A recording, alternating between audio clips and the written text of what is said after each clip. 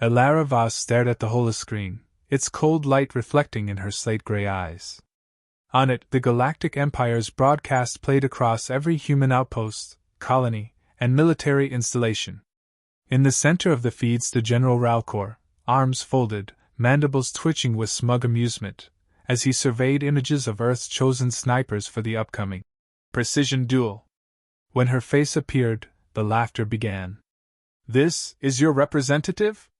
Ralcor's voice, filtered through a translator, slithered with contempt. "A human female with soft eyes and a toy rifle? You insult the honor of this challenge." The command center of Fort Caldera fell into stunned silence. Elara didn't flinch. She watched the playback with clinical detachment, her breath measured, her spine unmoving beneath the polished blue of her uniform. Her rifle leaned against the wall, obsidian black, hand-carved walnut grip, a relic from Earth's final war before space colonization. A piece of her father. A part of her past. "He's baiting you," said Captain Jonas Riker, leaning beside her console. "It's psychological warfare. He wants you rattled." "He's wrong," Elara replied calmly. "It's not a toy." Jonas exhaled, unsure if he was more impressed or worried. "We can still assign someone else. Protocol allows a substitution up to 48 hours before." "No." She stood, lifting the rifle as if it were weightless. "He called me out by name. I'll answer." The transport vessel's silent dawn cruised through the silver clouds of Aeon Delta, descending toward the designated combat zone. Outside the viewport, alien terrain shimmered with blue sand dunes and spiraling obsidian towers, ruins from a species long vanished. Gravity was unstable here. Tech misfired, drones lost calibration, and neural implants stuttered. A perfect sniper's hell. Elara knelt at the cargo bay's edge, running a final systems check on her rifle. It bore no digital enhancements, no AI assist, no thermal lock. Her breath, her heartbeat, her trigger finger, those were her systems. A young Marine nearby whispered, "That's Sergeant Voss. The one from Virilon Ridge." His partner nodded. 12 confirmed kills in one rotation. Never seen, never missed. Elara caught the murmur but gave no acknowledgement. Let the stories circulate. Myths help more than medals out here. Later, boots crunched softly on Aeon Delta's glass-like terrain. Elara moved without sound, camouflaged against the ruins like a shadow's echo. The Empire's team had already deployed, 5 sharpshooters from different star systems, each genetically engineered for precision. One had 4 arms and tracked targets by heartbeat. Another shot plasma through bending air. They laughed as she stepped into their line of sight. "So this is Earth's champion," one of them sneered, raising a crystalline visor. "Do you bleed when you miss?" Elara said nothing. She scanned the terrain, wind vectors subtle but shifting. A shallow depression to her left offered better cover. A distant whine, Empire drones warming up. "You'll be the first to fall," the alien muttered, aiming lazily in her direction. Then she fired. Silence. The alien slumped mid-sentence, a hole bored clean through the alloy of his helmet. Not a sound, not a flash. The rest of the squad froze, startled. Even the wind seemed to pause, as if holding its breath. Elara didn't move from her stance. She simply lowered the rifle, calm as ever. "Target eliminated," she spoke into her calm, voice steady. "Marking next." Jonas's voice crackled over the receiver. "Elara, what the hell was that shot? You weren't even fully scoped." "I was." She crouched and shifted slightly, eyes locked on a glint among the ruins. "He moved. That was his mistake." Empire Command broke radio silence seconds later. "Violation. Human sniper fired before countdown protocol. This act. Your countdown started the second you raised a weapon," Jonas cut in. "We'll see you on the field." As tension rose across both factions' camps, Elara sat quietly on a ledge, watching the sun dip behind Aeon Delta's tallest spire. A memory flickered, her father at the firing range, calm voice guiding her hands. "Never shoot to impress, Ellie. Shoot to end the need to shoot again." That's all this was. Not revenge. Not pride. A warning. The air on Ian Delta shimmered with distorted heat, though no sun burned above, only a fractured sky of mirrored clouds. Beneath them, Alara Voss knelt among shattered alien pillars, her heartbeat sinking with the wind's rhythm. The shot she'd fired still echoed in the minds of both camps, Earth and Empire alike. No one had expected her to draw first blood, least of all with such chilling precision. But Alara wasn't interested in their reactions. She was watching the ruins' northern flank, where the next threat would emerge. The duel was over. The Empire had already violated the neutral zone protocols. It was war now, sniper versus sniper, move versus countermove. Earth's satellite uplinks confirmed the enemy's repositioning, 5 units in motion, flanking from all sides. The field was no longer ceremonial. It was a kill box. Voss, report, Jonas barked in her earpiece. She whispered. 4 tangos relocating. Sector Theta 6. 5th unit's camouflaged. Haven't found him yet. Jonas swore under his breath. We've got a clean evac vector in 4 clicks. This isn't worth your life. I'm not leaving until I see their ace. She adjusted her scope slightly. The one watching me right now. A faint click echoed across the ruins, a sound barely above a breath. But Alara heard it. Not with her ears, but with instinct honed by a lifetime behind the scope. She pivoted, lowered her profile, and fired again, through a thin shale pillar. A plume of violet mist erupted on the far ridge. Second kill. This time, there was no laughter from the Empire's side. Their snipers were engineered, augmented vision, bone-locked aim, minds calibrated for single-purpose warfare. But they didn't understand what it meant to fight for something beyond programming. Alara had something they didn't, failure. And she carried it like a blade. Back at Earth's observation deck in orbit, generals argued over her safety, politics, and protocol. But Jonas, still in the command tent, kept his attention locked on her vitals. Heart rate elevated but steady. Breathing measured. She was in flow. Alara, he said softly. They're calling for surrender on the feed. Then mute it. Her voice was calm. I've got 3 more. The next Empire unit didn't fall to a bullet. Alara disabled him with a sound trap, ancient tech rigged from the ruins. When the soldier investigated the echoing whine, she slipped behind him, using her knife, not for cruelty, but necessity. Bloodless precision. A cracked helmet. Silence. She dragged the body into cover and scanned his equipment. Standard Empire tools, smart rounds, heat tracers, and a psych detector, still warm from trying to read her intent. It failed. Her mind wasn't full of hatred. It was focused, empty of vengeance. Just clean calculations, like her father taught her. You don't shoot people, Elle. You shoot choices. By mid-cycle, the ruins had grown quieter. 3 down. 1 remained hidden. The last sniper, their ace, wasn't like the others. He didn't move, didn't fall for bait, didn't even trigger proximity scans. But Alara could feel him.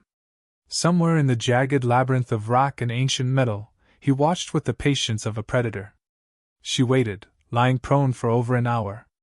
Sweat gathered under her collar. Gravity flexed around her scope as a magnetic wave pulsed across the ruins. Her optics flickered, briefly disoriented. Then, a whisper of motion. Just enough. She exhaled. A blur streaked past her, a sniper round arcing unnaturally through the air. Alara rolled, barely dodging. The shot singed the air beside her cheek, embedding deep into a monolithic slab. Not plasma. Not kinetic. Something new. Jonas, she said, breathless. They're using anti-emotion tracking. What the hell is that? It follows intent. It senses when you're about to fire. She didn't need his answer. She was already moving, sliding between columns, mind cleared of every extraneous thought. If the bullet fed on intention, then she had to be still. Mentally. Emotionally. A blank slate with a loaded barrel. She found cover in the crook of a fallen statue, some long-dead sentinel of this world. Then she waited, slowing her breath until her pulse matched the rhythmic groan of Ian Delta's tectonic plates. And then she didn't think about the shot. She simply took it. A dull impact in the distance. No scream. No flare. Just the collapse of precision into silence. She didn't smile. She didn't exhale. Final target neutralized, she said, voice low. Jonas was silent for a second. Then, you did it. No, she said quietly. They sent 4 soldiers. That was a hunter. The night fell fast on Ian Delta, the atmosphere folding in hues of violet and rust. Elara ascended the ruins slowly, scanning the horizon as her rifle cooled against her back. A message arrived in her comm. General Ralcor demands a face-to-face. Terms of ceasefire. He's invoking the I clause. Elara narrowed her eyes. The I clause was archaic, an ancient empire law demanding that the surviving duelists meet in person, without weapons, in the presence of both factions. Jonas's voice came through, filled with suspicion. It's a trap. Of course it is, she said, already walking toward the rendezvous point. Elara stood beneath the fractured arch of an alien monument, the sky a maelstrom of deep maroon and indigo streaks. The I clause required both parties to arrive unarmed, under the gaze of each faction's observers. No drones. No weapons. Just trust, an absurd demand between enemies. She didn't trust Ralcor. But she wasn't here to negotiate. She was here to look the Empire's arrogance in the eyes. A stone dais jutted from the ruins, half buried in obsidian dust. On the far side of the platform, Ralcor emerged like a monolith. Towering insectoid, his 4 eyes glimmered with disdain. But something behind them flickered, wariness, maybe even fear. You're smaller in person, he rasped. You're slower in thought, Elara replied evenly. A hiss rippled through the Empire delegation behind him, but Ralcor raised a claw to silence them. 4 of my finest dead, he said. And my ace, disintegrated. No, Elara corrected. Evaporated. There's a difference. Yours left no trace. Ralcor circled the platform, his limbs clicking softly. What do you want, human? A medal? An alliance? I want you to remember this day, she said, her tone sharp. And next time you consider mocking Earth's defenses, remember which of us walked away. He tilted his head. Arrogance suits you poorly. You've won a duel, not a war. I didn't come to win, she replied. I came to warn. Ralcor's eyes narrowed. Then speak it, sniper. Give me your threat. Elara stepped forward, voice low but resolute. Earth has no interest in conquest. But mock us, corner us, or belittle what we protect, and you'll find our patience shorter than our reach. The clause satisfied, both parties began to withdraw, but Ralcor lingered.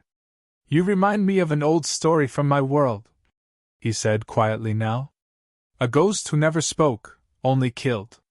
She was feared by kings. I'm not a ghost, Elara murmured. But I'll haunt you if I have to. The ceasefire held, for an hour. An explosion cracked the eastern ridge as an unauthorized Empire unit, acting outside protocol, ambushed Earth's retreat path. Jonas's voice exploded through the comms. Elara, we're under fire!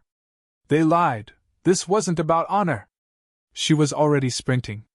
Dust rose behind her boots. The terrain blurred, familiar now after hours of stalking and silence. Her rifle had been returned to the evac pod, but she never needed it to see the battlefield. Her body moved on instinct, the weight of her gear balanced by adrenaline and purpose. Elara reached the ambush site seconds later. Bodies. Earth soldiers down. Smoke rose in spirals from their uniforms. A plasma mark glowed against an evac ship's side, its controls fried. A girl, barely 20, crawled across the dust, clutching her thigh. Sniper! Empire, above the ridge, he's… The girl collapsed mid-sentence. Elara looked up. He stood at the ridge's peak, an Empire marksman draped in crimson robes, unlike the others. He wasn't built for contests or flair. He was old. Still. Methodical. His weapon resembled a long rod of alloy and energy, carved with runes that pulsed softly. Ralcor hadn't lied. But someone in his ranks had sent this, a hunter bound not by dueling codes, but by annihilation orders. Elara dropped low behind scorched metal, the heat radiating into her palms. The wind shifted, carrying the faint scent of ozone and scorched resin. The hunter didn't move. She had seconds. She darted into a broken fuselage, crawling through steel ribs of an ancient wreck. Her mind narrowed to a singular focus: outmaneuver, disorient, and end him. Her weapon was still at the evac site. She needed something else. Near her foot, the fragmented lens of a shattered Empire drone reflected the sky. She grabbed it, snapped the power cell, and wired it into the core of her comm transmitter. It was a crude decoy, just enough heat and movement to mimic a heartbeat for 10 seconds. She tossed it to her left and rolled right. The hunter fired. A beam sliced the air where her decoy had spun. She reached the base of the ridge, breath short, pulse thundering. Up close, she saw the crack in his armor. His sight optics weren't external. They were embedded beneath a lattice of biological lenses. Smart. But slow to adapt to blind angles. She moved, silently scaling jagged rock, hands scraped raw. The hunter scanned again, aim tilting low. She was above him now. The wind screamed. Elara leapt, one silent arc, and landed behind him. Her fingers found his exposed lens. A twist. A pop. And he dropped.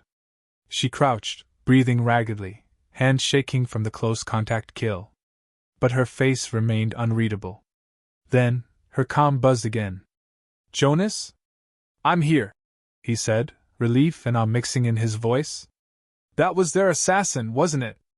"I think so," she said, voice quiet. "But if it wasn't, I'll be ready for the next one." She looked toward the stars. "If they want ghosts," she whispered, "we can give them legends." Smoke drifted like ghosts across the battlefield, curling around broken hulls and fractured helmets. The stars above Ian Delta were clear now, no longer fractured by interference or war cries. The ceasefire had officially been reinstated, but it didn't matter anymore. The Empire had broken its own code. Twice. And Elara Vos had ended both violations with a precision no augmentation could replicate. Now the world watched. Broadcast feeds from neutral systems, colonist channels, even outlaw pirate relays. Everyone was tuned in to see what Earth's response would be. Not through politicians or generals. Through her. "Are you sure about this?" Jonas's voice was a thread of static in her ear, laced with concern. "We can extract now. You've proven the point." "No," Elara said softly, loading a single round into her rifle. "I've proven that we can win." She looked through her scope, adjusting not just for distance, but distortion, gravity sway, and magnetic interference. Atop the highest spire of the ruins stood General Ralcor, arms crossed, flanked by Empire guards. He wasn't hiding. He wanted her to see him. She smiled grimly. "Now I'll show them why they should never test us again." Across the galaxy, on warships and remote outposts, silence fell. Everyone watched the feed, one woman, alone, adjusting her rifle while the Empire's general stood arrogantly in the open, believing himself untouchable. A sniper duel is about geometry, yes. About wind, timing, and rhythm. But more than that, it's a conversation. A statement that doesn't require words.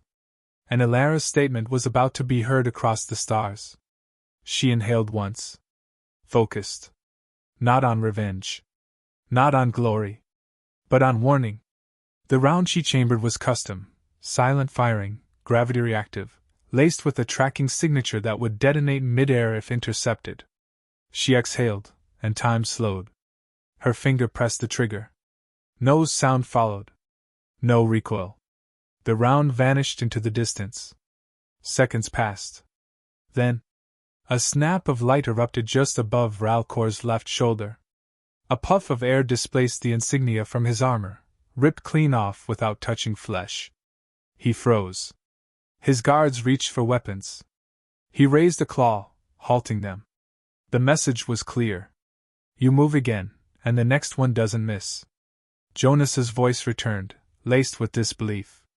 That was surgical. She doesn't need to die, Elara murmured, eyes still on the scope.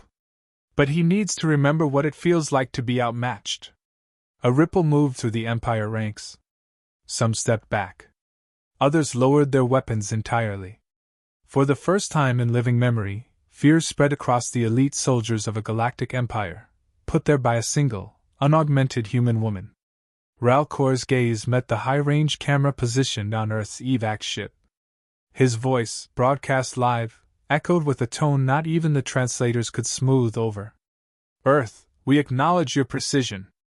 We will recalibrate our engagement policy. Elara lowered the rifle. That's the first smart thing you've said all day, she whispered.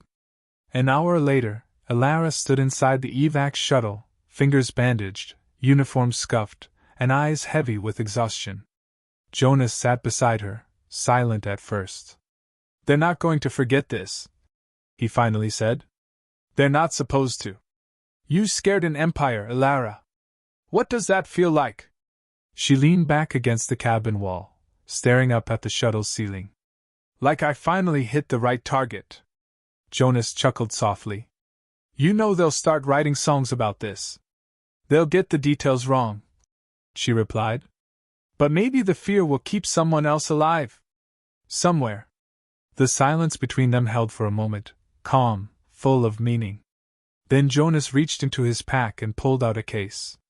Inside, her father's medal, one she had never accepted. Figured it's time you took this, he said. Elara took it with steady hands, her expression unreadable. He used to say that real warriors don't fight for medals. But they still deserve them, Jonas replied. Weeks passed. The Empire pulled back from contested systems. Diplomatic lines opened cautiously. No more challenges came to Earth's Sniper Corps. Instead, requests poured in. Requests for training. For advisors. For protection. And all of them asked for one name. Elara Vos. She didn't respond. Instead, she returned to a quiet base in the Himalayas, an earthbound sniper school buried beneath old snow. There, she taught young soldiers how to breathe without panic, how to shoot without hate, and how to silence fear by listening to the wind. Some whispered that she never spoke much. Some said she slept with one eye open, always watching the stars. But the most enduring legend was this. If you ever mocked her a same, pray she wasn't listening.